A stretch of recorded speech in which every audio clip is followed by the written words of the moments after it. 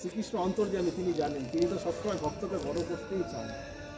তো তিনি বললেন যে আমি তো জানি যে তোমাকে আমি অসম্মান করব না, তুমি বলেছো আমাকে অস্ত্র ধরাবে, আমি বলেছিলাম অস্ত্র ধরবো না, কিন্তু আমি কুরুক্ষেত্রের দিকে অস্ত্র ধরেছি, অস্ত্র আমি প্রয়োগও করবো না।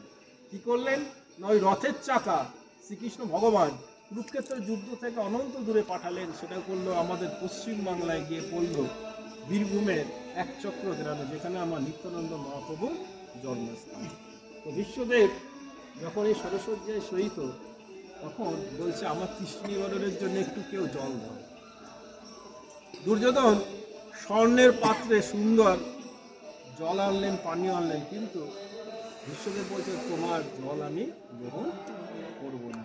তাহলে কে বলছে, কোথায় আমার অর্জুন, কই আমার প্রিয় অর্জুন, যারা যা তিনি মরছেন, যাকে তিনি তীরবিদ্ধ করলেন, তারাতেই আজকে জল চাইছেন কে? স্বয়ং বিশ্বদেব। কেন?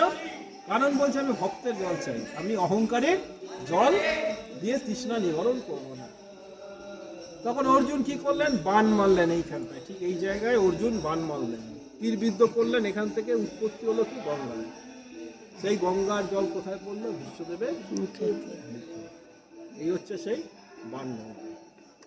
আমরা এই পবিত্র জায়গায় দাঁড়িয়ে আছি, বলে শ্রীকৃষ্ণ ভগবান কি জয়, পঞ্চ পাণ্ডব কি জয়, মহাত্মা বিশ্বদেব কি জয়, বান গঙ্গা কি জয়, কুরুক্ষেত্র কি জয়, জয় জয় শ্রী ভগবান কি জয়।